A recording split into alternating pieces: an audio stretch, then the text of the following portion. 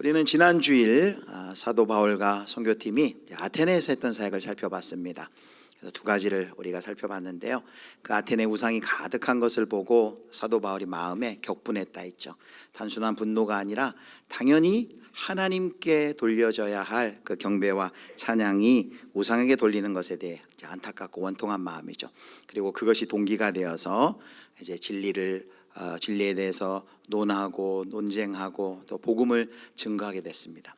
그래서 사도 바울에게 있어서 선교의 원동력이 뭐였냐? 그것은 바로 하나님의 영광이다라는 것이죠.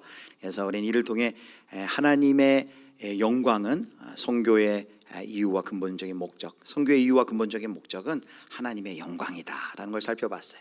예배가 없는 곳에 예배가 세워지는 것, 그것을 바로 선교라는 거죠. 하나님께 예배하고 영광 돌리기 위해서. 또 한 가지, 사도 바울의 아레오바고 설교를 통해서 사도 바울이 그들을 잘 면밀하게 살피고 그들이 특성이 뭐고 또 그것에 무엇에 관심이 많고 이런 것들을 종합해서 그들이 복음을 잘 들을 수 있도록 그들의 눈높이에 맞췄죠. 사도 바울의 그 선교적 시각을 살펴보았습니다. 그래서 우리도 하나님이 보내신 그 자리에서 선교적 시각을 가지고 살 때 선교적 삶을 살 수 있다라고 했습니다. 선교적 삶이 무엇입니까?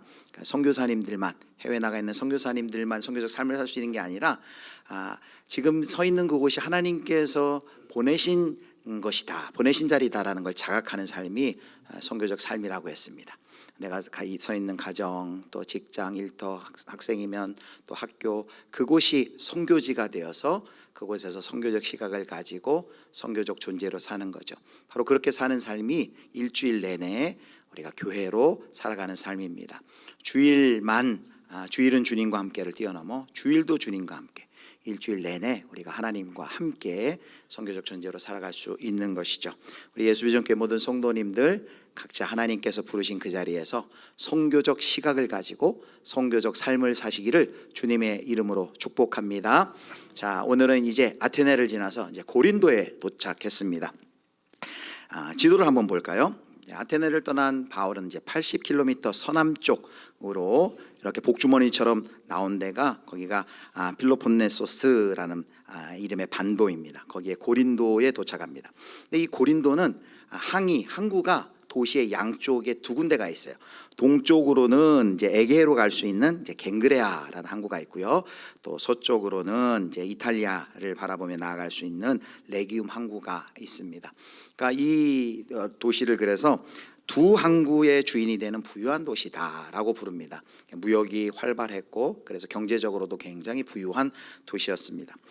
아테네가 우리가 지난주 우상이 가득한 도시로 우리가 확인했다면 이 고린도는 음란이 가득한 도시입니다. 잘 살아서 그런지 또 항구가 가까이 두 개가 있어서 그런지 도덕적으로 성적으로 아주 문란했습니다.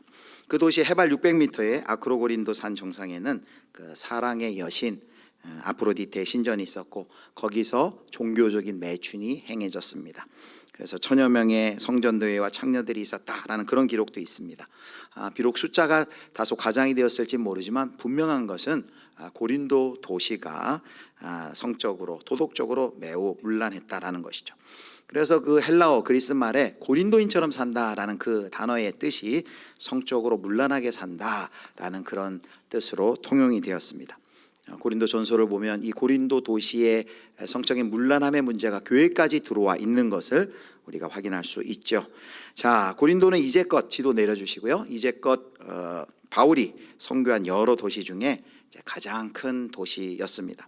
신앙과는 상관이 없는 이 거대한 환락의 도시에 사도 바울이 복음을 전하기 위해서 딱 섰을 때 사도 바울의 그 마음이 어떠했을까요?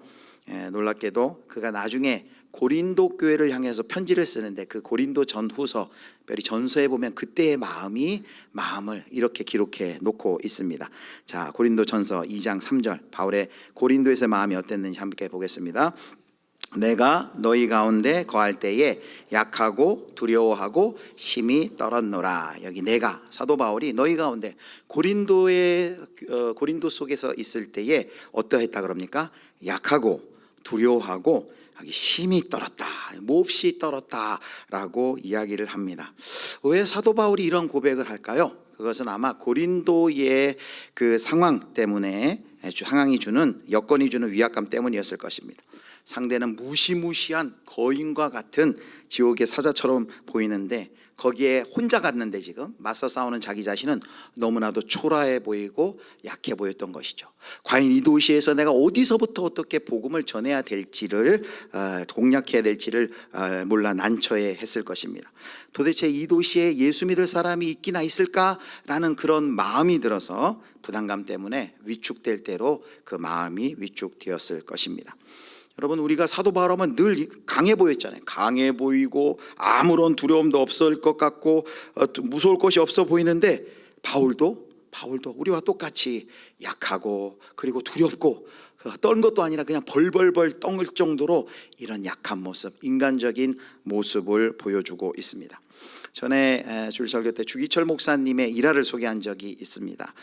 주 목사님이 신사참배 반대로 옥고를 치르다가 이제 가석방되어서 잠깐 집에 가 있을 때였어요. 식사를 하고 있는데 일본 순사가 다시 주 목사님을 잡기 위해 찾아와서 신발을 신은 채로 방문을 꽝 차고 들어오면서 주기철 나와! 라고 외쳤다는 것이죠.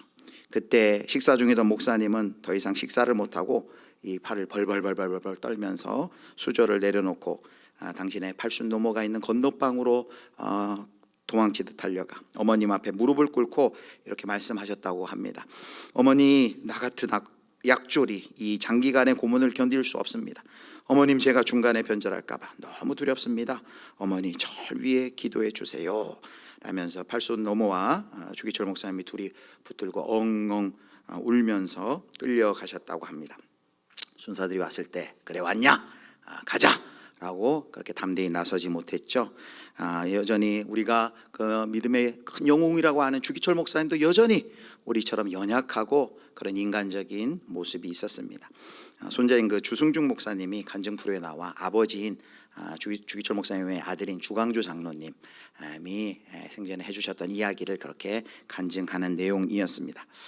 영적으로 캄캄한 그 거대한 고린도 도시 앞에 혼자 서 있으면서 부들부들 떨고 있는 이 사도 바울의 이 모습, 바로 이 모습이 이 땅에서 순례자로 또 사명자로 살아가야 하는 바로 우리의 모습입니다.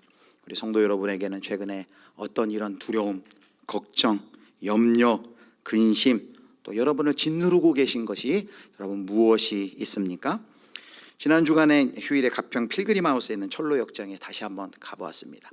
예전에도 많이 갔는데 다시 처음부터 이렇게 묵상하면서 그곳을 돌았습니다. 이 필그림하우스에 있는 철로역정 참 좋습니다. 성도 여러분도 기회 되실 때 이렇게 방문하셔서 한번 이 철로역정 도시면은 신앙에 많은 유익을 줍니다. 근데 그날따라 이제 몇 번째 도는 거였는데 그날따라 눈에 유독 들어오는 코스가 있었어요. 이제 무지라는 이름의 코스인데요. 사진을 보여주세요. 여기 이제 무지, 저기 서 있는 오른쪽에 서 있는 그 동상이 바로 무지입니다. 근데 그 아래 이렇게 팻말을 보면은 팻말에 이렇게 적혀 있었어요. 제가 팻말을 읽어드리겠습니다. 팻말 보여주세요. 교만이라는 마을에서 온 무지는, 아까 여기 서 있는 게 무지인데, 교만이라는 마을에서 왔는데 믿음에 지름길이 있다고 순례자들을 속입니다 라고 되어 있습니다. 믿음의 지름길이 있다라고 속인다는 거예요. 지름길이 뭐예요? 빨리 가는 길, 편한 길, 쉬운 길이잖아요. 근데 믿음의 길에 지름길이 있다고 속인다라는 것입니다. 그러나 지름길이 없다는 거죠. 우리가 다 거쳐야 됩니다. 철로역정 그걸 지나다 보면 여러 가지 유혹도 있고요, 시험도 있고요, 절망의 늪도 있고요, 사망의 음침한 골짜기도 있고요, 좁은 문도 있습니다. 거기를 점프해서 가는 건 없다는 거죠.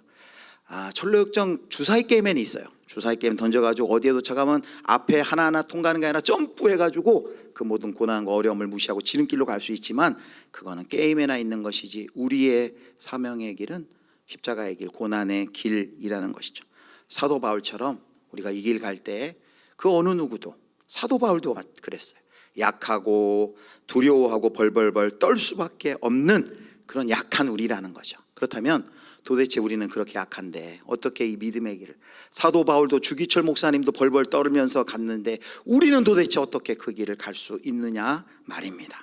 오늘 본문에 하나님의 순례자들을 향한 하나님의 위로의 선물 세 가지가 나옵니다. 그것을 우리가 함께 살펴보려고 합니다. 자, 이제 첫 번째인데요. 자, 고린도에 도착한 바울은 유대인 한 부부를 만납니다. 자, 2절 말씀 보겠습니다. 2절 같이 읽겠습니다. 아굴라라 하는 본도에서 난 유대인 한 사람을 만나니 글라우디오가 모든 유대인을 명하여 로마에서 떠나라 한 고로 그가 그 안에 브리스길라와 함께 이달리아로부터 새로 온지라 바울이 그들에게 가매. 누구를 만났어요? 아굴라, 남편의 이름은 아굴라, 아내 이름 브리스길라. 성경에 이 아굴라 브리스길라 이름이 6번 나오는데요, 2번은 아굴라 브리스길라라고 나오는데 4번은 브루스길라 아굴라 또는 브리스가 아굴라라고 나옵니다. 아내 이름이 먼저 나온다는 것은 그만큼 이 브리스길라가 더 열정적이고 충성하고 헌신적이었을 것이다라고 그렇게 추정하게 됩니다. 이들이 로마에 살았어요. 원래 로마에서 예수님 믿고 사는 그리스도인이었어요. 그런데 로마에서 소요를 일으킨 유대인들을 글라우디오 황제가 추방했습니다. 그 칙령을 내리는 바람에 추방되어서 멀리 지금 고린도에까지 와서 살고 있는 두 부부입니다. 2절 하반절에 보면 사도 바울이 그들을 찾아갑니다. 그 부부를. 바울이 그들에게 가매라고 브리스길라 아굴라의 소문을 듣고 그들에게 찾아갑니다. 여러분, 요즘이야 뭐 좀 덜한 것 같습니다만 이제 오지, 한국 사람 잘 보기 어려운 데서 뭐 여행하다가 오지에서 외국에서 한국 사람 만나면 너무 반갑잖아요. 그리고 또 그 사람이 더군다나 예수 믿는 사람이면 아마 더더욱 반가울 것입니다. 요즘은 뭐 한국 사람들 만나는 게 외국 나가서도 뭐 한국 사람들 자주 만나기 때문에 그런 반가움은 못 느낄지 모르겠지만 2000년 전에 바울 당시에 신자가 신자를 만난다는 것은 참으로 쉽지 않았죠. 복음 때문에 핍박당하는 그리스도인들이 서로 만난다는 것은 그 만남 자체로 정말로 가슴 벅차고 눈물겨운 일이었습니다. 그래서 바울은 이 브리스길라와 아굴라 부부를 만나서 이제 삭막한 고린도에서 의지하고 머물 곳을 이제 얻게 되었습니다. 더군다나 바울과 아굴라의 업종이 같아요. 천막을 만드는 직업이었습니다. 여기 천막을 만든다고 했을 때 단순히 천막만이 아니라 가죽으로 만드는 모든 작업을 뜻합니다. 함께 협력해서 공동생활을 하며 함께 그들이 천막을 만드는 그 일을 같이 해나갔습니다. 우리 텐트 메이킹이다라는 그 사역자가 자비량으로 사역을 하는 걸 텐트 메이킹이라는데 바로 그 말이 여기 사도 바울과 아굴라의 그 텐트를 만드는 이 일에서 비롯되었습니다. 바울은 동역자인 아굴라와 함께 평일에는 열심히 천막을 만들고 가죽으로 제품을 만드는 일을 열심히 노동을 했어요. 그리고 안식일이 되면 회당을 찾아 동족 유대인들 또 경건한 헬라인들을 향해서 복음을 강론하고 권면을 했습니다. 성도 여러분, 사도 바울이 아굴라 부부를 만난 것이 우연일까요? 약하고 두려워하며 심히 떨고 있던 사울에게 그 신실한 아굴라 부부를 만나게 된 것, 그들을 멀리 로마로부터 먼저 고린도로 먼저 보내셔서 만나게 하신 분이 바로 하나님이라는 것이죠. 이 바울을 위해 하나님께서 미리 그 만남을 하나님께서 예비해 놓으신 것입니다. 하나님의 놀라운 섭리이죠. 약하고 두렵고 벌벌 떨었던 바울이 아굴라 부부를 만나고, 여러분 생각해 보세요. 얼마나 용기를 얻게 되었을까요? 또 그 서로에게 큰 힘이 되었을까요? 그 마음속에 얼마나 감사가 넘쳤을까요? 신약 성경에 보면 가장 신실한 부부의 대표예가 누구냐면 이 브리스길라와 아굴라입니다. 이들은 말씀도 잘 알았고요. 그리고 뜨거운 주의 복음을 위해, 주의 나라를 위해 헌신할 줄 아는 뜨거운 마음도 있었고요. 믿음도 너무너무 좋았습니다. 그래서 성경의 다른 곳을 참고해 보면 이 브리스길라 아굴라 보면은 끝까지 사도 바울의 좋은 동역자와 기도의 후원자가 된 것을 알 수 있습니다. 여기 사도 바울이 로마서를 쓸 때쯤이면 이 브리스길라 아굴라 부부가 로마로 돌아가 있는 때입니다. 그런데 그들에게 안부를 전해달라면서 마지막 로마서 16장에 이렇게 그들 부부를 회상합니다. 자, 16장 3절 4절 제가 3절 읽겠습니다. 너희는 그리스도 예수 안에서 나의 동역자들인 브리스가와 아굴라에게 문안하라. 4절 같이 읽습니다. 그들은 내 목숨을 위하여 나뿐 아니라 이방인의 모든 교회도 그들에게 감사하느니라. 아멘. 사도 바울의 사역에 얼마나 사도 바울에게 큰 힘과 위로가 되었는지 이렇게 말해요. 어떻게 그들을 얘기하냐면 그들은 내 목숨을 위하여 자기들의 목이라도 내놓았나니 생명도 아끼지 아니하고 그 복음 사역을 위해 함께 동역하고 헌신했음을 이렇게 이야기해주고 있습니다. 아마 로마에 보내는 이 편지를 쓰면서 사도 바울이 이 대목에 이르러서는 펜을 잠시 내려놓고 정말 눈가가 촉촉히 젖으면서 감사의 눈물이 흘러지 않았을까 생각합니다. 그 자신이 혼자 그 약하고 두렵고 떨리는 벌벌 떠는 마음으로 고린도에 서 있을 때 하나님께서 미리 그 부부를 예비해서 보내셔서 그 타지 오지 아무도 없는 그곳에서 그 신앙의 신실한 부부를 만나고 함께 매일 같이 일터에서 동역하고 또 안식일마다 복음을 전할 수 있는 그 귀한 하나님의 기회를 주시고 하나님 안에서 믿음 안에서 이렇게 교제할 수 있는 부부를 만나게 된 것 생각하면서 하나님께 감사하고 또 이 부부에 대해서도 얼마나 감사한 마음이 있었을 것입니까? 바로 이것이 사도 바울을 고린도에서 약하고 두렵고 벌벌 떠는 사도 바울을 위해 하나님이 예배하신 첫 번째 위로의 선물입니다. 그것이 뭐라고요? 바로 동역자들과의 만남을 통한 위로였습니다. 자, 우리 첫 번째 우리 같이 한번 읽어볼까요? 동역자들과의 만남을 통해 위로하신다. 아멘. 사랑하는 성도 여러분, 하나님께서는 우리가 만나야 할 사람도 까지도 간섭하시고 예비하시는 분이십니다. 하나님께서는 당신의 종들 옆에 그 하나님께 동역자들을 붙여주세요. 홀로 사명의 길, 순리의 길 가지 않도록 하신다는 말씀입니다. 믿음의 길을 걷고 있는 전도자들, 순례자들, 사명자들을 향해 하나님께서 이거는 반드시 꼭 틀림없이 하나님께서 해주시는 약속입니다. 바울은 혼자가 아니었어요. 함께 기도하고 뜻을 같이 할, 복음을 위해 함께 헌신할 귀한 동역자를 붙여주셨는데 이게 바로 하나님의 준비된 위로다라는 것이죠. 사랑하는 성도 여러분, 우리 여러분에게는 어떤 동역자를 하나님께서 붙여주셨습니까? 혹시 난 없는데 라고 생각하는 분이 계십니까? 그렇다면 지금부터라도 좋습니다. 이제부터라도 기도하시기 바랍니다. 그리스도인으로서 또 직장을 다니고 사업을 하시는 분이 계시다면 하나님, 이 사업을 통해 이 직장에서 이 사업장에서 하나님의 영광을 위해 일하고 싶은데 좋은 나와 뜻을 같이 하는, 또 함께 손잡고 기도하고 함께 동역할 수 있는 좋은 믿음의 형제 자매, 좋은 동역자들을 만나도록 해주세요. 여러분 기도하시길 바랍니다. 저도 그런 기도가 있어요. 하나님 목회하는 동안 이런 참 브리스길라와 아굴라 같은 좋은 신실한 동역자들을 만날 수 있게 해주세요 라고 기도하고, 또 지금까지도 그런 신실한 동역자들을 만나서 지금도 그렇게 사역을 하고 있습니다. 사랑하는 성도 여러분, 여호와 이레의 하나님께서 여러분들의 삶 가운데도 귀한 이런 만남, 동역자들 보내주실 줄 믿으시길 축복합니다. 나에게 브리스길라와 아굴라 보내주세요 라는 기도와 더불어 여러분이 또 해야 할 기도가 있어요. 브리스길라와 아굴라를 보내주세요 뿐만 아니라 어떻게 기도해야 될까요? 어떻게 해요? 제가 브리스길라와 아굴라, 누군가에게 브리스길라와 아굴라와 같이 함께 힘을 주는 그러한 사명을 우리가 감당할 수 있게 해주세요 라고 또한 우리가 반대로도 기도해야 할 것입니다. 자, 이것이 첫 번째 하나님의 예비하신 선물입니다. 이제 두 번째입니다. 하나님께서는 브리스길라와 아굴라 부부 외에도 또 하나님의 위로의 선물을 준비해 두셨습니다. 자, 18장 5절 말씀을 함께 보겠습니다. 제가 읽겠습니다. 실라와 디모데가 마게도냐로부터 내려오매 바울이 하나님의 말씀에 붙잡혀 유대인들에게 예수는 그리스도라 밝히 증언하니. 자, 고린도에 분명히 혼자 왔는데 누가 내려왔대요? 실라와 디모데가 마게도냐로부터 내려왔습니다. 자, 여기 디모데는 어디 있었느냐? 디모데는 데살로니가에 남아 있어서 데살로니가 교회를 섬기다 왔습니다. 그런데 디모데가 올 때 데살로니가 교회의 소식을 듣고 왔어요. 가지고 왔어요.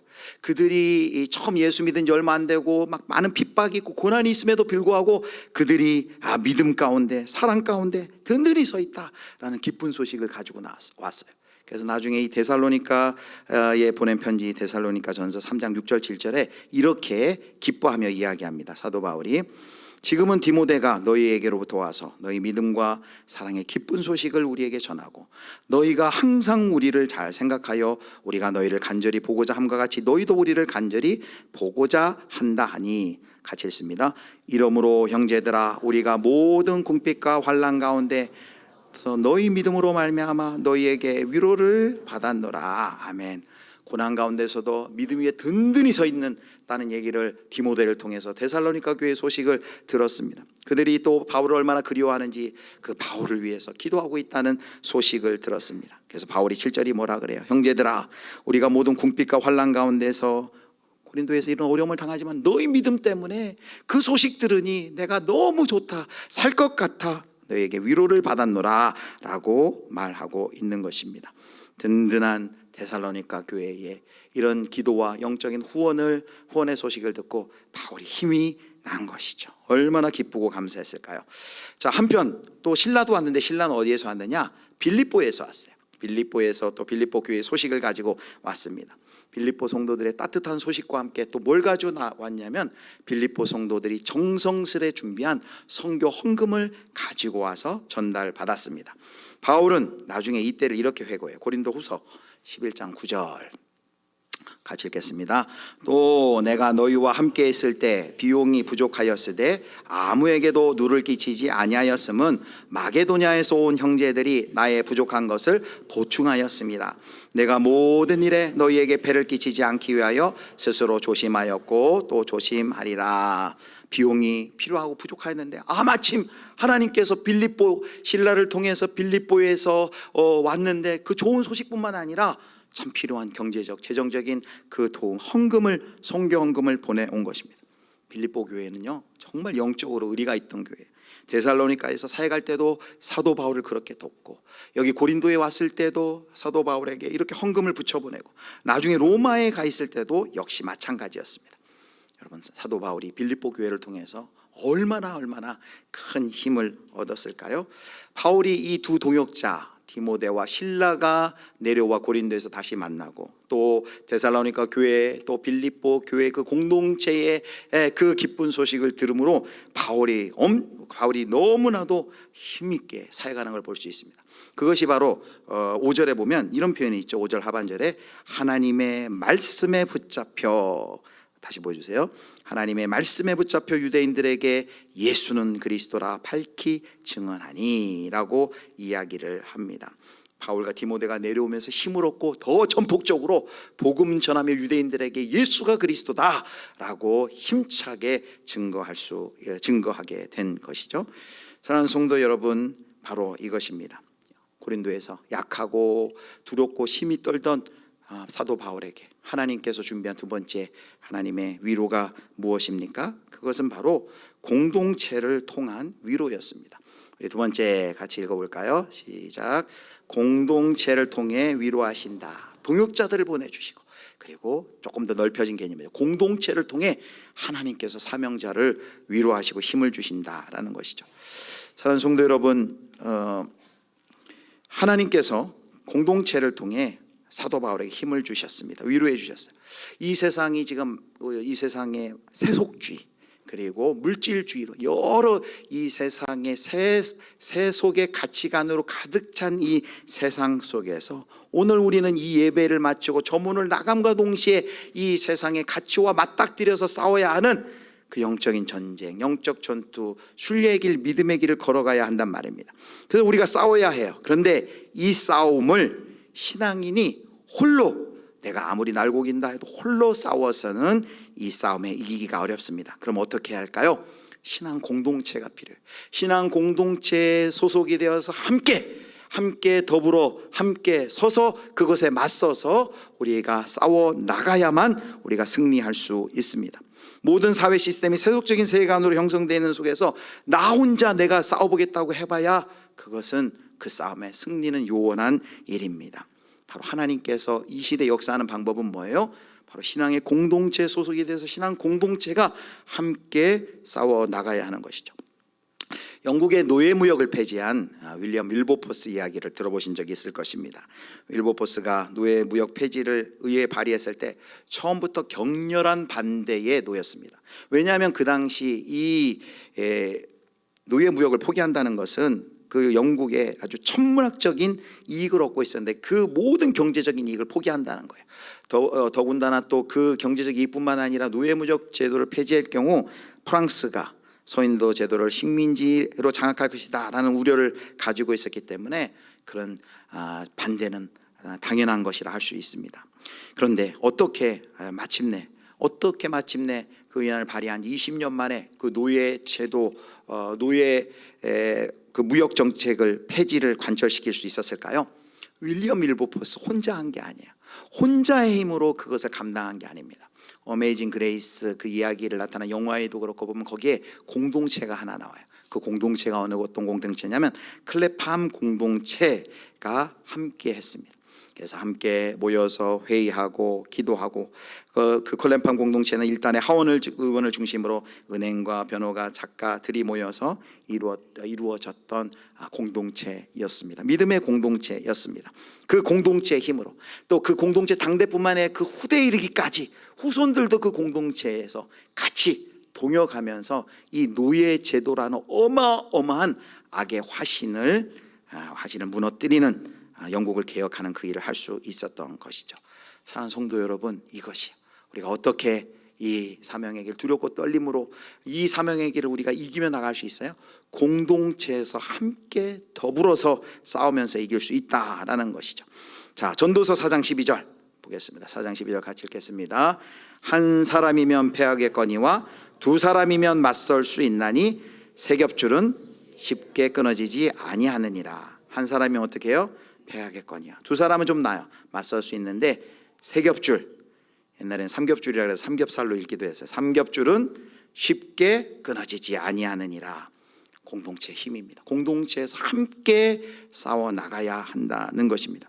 그럼 우리에게 또 기도 제목이 생기겠죠.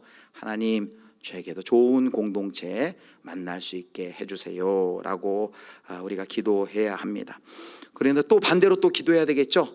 그럼 어떻게 또 기도해야 될까요? 또 나는 제가 좋은 공동체를 못 만났다면 나를 통해서 좋은 공동체가 만들어지는 미랄과 마중물이 되는 역할을 제가 할 수 있게 해주세요 라고 기도해야 할 것입니다. 여러분, 그냥 이렇게 교회 예배 주일에 참석한다고 공동체 소속이 된 게 아니에요. 최소한 나의 이름을 알고 나를 위해서 정기적으로 기도해 주는 사람들이 우리 교회 안에 있습니까? 만약 그런 관계가 아직 없다면은 이 공동체가 형성이 되었다고 보기 어려워요. 그래서 우리 예수비전교회 안에도 여러 목장이 있고 또 어떤 사역을 통한 공동체도 있는데 빨리 연결되실 수 있기를 바랍니다. 지금 그 문제를 놓고 계속해서 기도하고 또 고민하고 있습니다. 두 번째, 하나님이 두렵고 약하고 두렵고 벌벌 떤 사도 바울을 위해 준비한 두 번째 선물이 뭡니까? 바로 공동체를 통해 하나님께서 힘을 주신다는 거죠. 자, 이제 마지막 세 번째 살펴볼 텐데요. 자, 바울이 하나님의 말씀에 사로잡힐 때 유대인에 강력하게 복음을 증거했죠. 그런데 이렇게 강력하게 복음을 전했는데 유대인들의 대적하는 반항하는 그 힘도 더 강해집니다. 더 거절하고 저항해요. 6절입니다. 제가 읽겠습니다. 그들이 대적하여 비방하거늘 바울이 옷을 털면서 이르되 너희 피가 너희 머리로 돌아갈 것이요 나는 깨끗하니라. 이후에는 이방인에게로 가리라 하고, 유대인들이 적극적으로 대적하며 바울을 비방하자 여기는 간단하게 나와 있지만 고린도 전후서를 보면 사도 바울이 고린도에서 하여튼 엄청난 핍박과 어려움을 경험을 했던 것을 알 수 있습니다. 굉장히 심각했어요. 바울이 이런 유대인들의 핍박이 다가오자 중요한 결심을 하죠. 그것은 뭐냐면은 이방인 개인 집으로 사역의 터를 옮기는 것입니다. 그래서 7절 8절이 이렇게 나와 있어요. 우리 7절, 거기서 옮겨 하나님을 경외하는 디도 유스도라 하는 사람의 집에 들어가니 그 집은 어디예요? 회당 옆이라 그랬어요. 자, 8절 같이 읽겠습니다. 또 회당장 주를 믿으며 수많은 고린도 사람도 듣고 믿어 세례를 받더라. 아멘. 하나님 말씀에 붙잡혀 전도했을 때 바울의 그 열심에 반해서 유대인들도 그것에 크게 반항하며 반대를 넘어서 대적합니다. 그러자 그 반대에도 불구하고 이런 열매들이 맺혀지죠. 심지어 회당장이었던 여기 그리스보라는 사람이 회심하는 역사가 있고 고린도 많은 사람들이 세례를 받게 됩니다. 그런데 수많은 사람들이 이렇게 결신하고 열매 맺는 것은 참 감사한데 바울에게는 어떤 또 염려가 있었습니까? 이 이 회당 바로 옆에 본부가 옮겨졌어요. 이전에 데살로니가에서 보면 유대인들이 베레아까지 원정 와서 이 유대인들이 이 사도 바울의 사역을 핍박했습니다. 그런데 지금 어디 있어요? 그 사람들이 회당 바로 옆에 옮겼어요. 그러니까 언제 다시금 바울에게 들이닥쳐서 바울의 사역을 방해하고 핍박할지 모릅니다. 그래서 그렇게 견고해 보이던 바울도 그런 위험 앞에 바울도 흔들렸던 것 같아요. 데살로니가에서 그랬던 것처럼 사역지를 이제 또 다시 옮겨야 할 때인가라는 이런 염려와 의문이 있었습니다. 바로 그때 하나님께서 어떻게 그에게 힘을 주십니까? 자, 오늘 우리 본문의 핵심이죠. 18장 9절 말씀 우리 9절 10절을 같이 읽겠습니다. 밤에 주께서 환상 가운데 바울에게 말씀하시되 두려워하지 말며 침묵하지 말고 말하라. 내가 너와 함께 있음에 어떤 사람도 너를 대적하여 해롭게 할 자가 없을 것이니 이는 이 성중에 내 백성이 많음이라 하시더라. 아멘. 하나님이 다 알고 계셨어요. 바울이 담대히 복음 전할 때 많은 사람들이 복음의 열매를 맺는 그 부흥도 경험하지만 지금 마음 가운데 옆에 있는 그 회당집에서 또 쳐들어오는 건 아닌가, 또 내가 멱살 잡히고 이 복음 전하는데 또 어려움이 생길 것은 아닌가 하며 여전히 두려움 가운데 있는 사도 바울의 마음을 잘 읽고 여기 18장 9절과 10절에 하나님께서 사도 바울에게 뭐라고 약속해 주십니까? 두려워 말라라고 말합니다. 왜 두려워 말라 그래요? 두려워하고 있다는 거죠. 그런데 두려워 말라라고 말씀하시는 근거가 뭡니까? 바로 10절에 보니까 내가 너와 함께 있음에, 내가 너와 함께하고 있다라는 임마누엘의 약속을 사도 바울에게 지금 주고 계시는 것입니다. 이사야 41장 10절 말씀처럼 두려워 말라, 내가 너와 함께하면, 내가 너와 함께하고 있으니까 너 두려워하지 말라.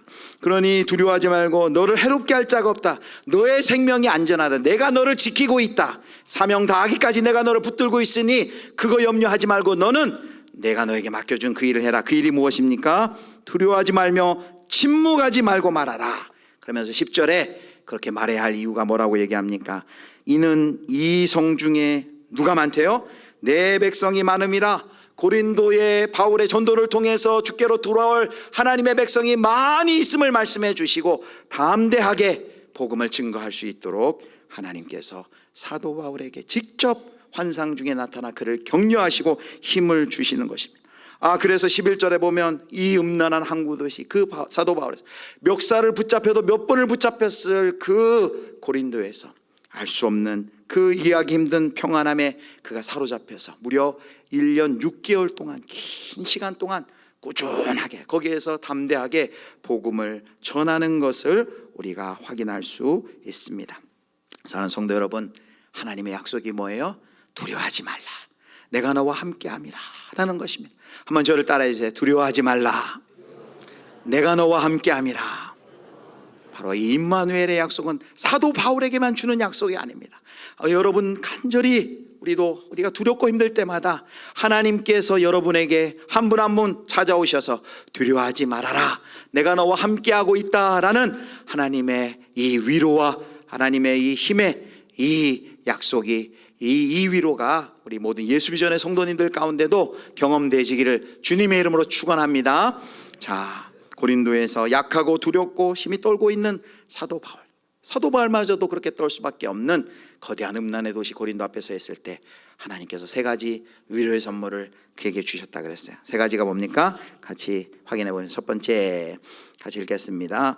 동역자들과의 만남을 통해 위로하신다. 브리스길라와 아굴라, 또 실라와 디모데를 통해, 동역자들과의 만남을 통해 하나님 위로와 힘 주셨어요. 두 번째, 공동체를 통해 위로하신다. 자신이 섬긴 데살로니가 교회, 빌립보 교회 성도들의 그 응원을 받으며 그가 힘을 내서 담대하게 복음을 전했어요. 세 번째 같이 했습니다. 하나님이 함께 하심으로 위로하신다. 하나님이 함께 하심으로 위로하신다. 하나님께서 환상 가운데 나타나셔서 그에게 말씀하셨어요. 여러분, 이 말씀하심은 사도 바울만 표현해서 그렇게 하신 말씀이 아니라 오늘 우리에게도 사명의 길을 걷는 자들에게도 동일하게 하나님께서 약속하시라는 것이죠. 오늘 우리는 이 세 가지 하나님의 약속의 선물을 확인하면서 한 가지 더 확인할 수 있는 것이 있습니다. 그게 뭐예요? 사명자에게는 지름길이 없어요. 고난의 길이고 다 거쳐가야 돼요. 힘들어요. 하나님 나라를 위해, 복음을 위해 수고하는 것이 어떤 때는 참 지치기도 하고 힘들기도 하고 너무 두렵기도 하고 벌벌벌벌 떨 만큼 우리가 약함을 경험할 수 있습니다. 그런데 그 고난이 클수록 뭐도 더 크다는 거예요. 하나님의 위로, 하나님이 준비하신 그 은밀히 준비하신 그 하나님의 위로가 얼마나 큰지 우리 가운데 알려주고 있는 것입니다. 순례자의 길, 사명의 길, 여러분 우리는 혼자 걷지 않을 것입니다. 하나님께서 우리와 함께 해주신다 약속하시며 하나님의 귀한 동역자들과 공동체를 통해 우리가 이 길을 더불어 함께 걸어갈 수 있도록 하나님께서 우리를 도와주실 것입니다. 사랑하는 성도 여러분, 어떤 두려움과 어떤 약함과 두려움 속에 혹시 벌벌 떨고 계십니까? 사도 바울에게 주셨던 이 하나님의 놀라운 위로가 우리 예수비전교회 모든 성도님들 가운데도 이 위로와 이 힘이, 하나님께 주시는 위로와 힘이 임할 수 있기를 주님의 이름으로 축복합니다. 아멘.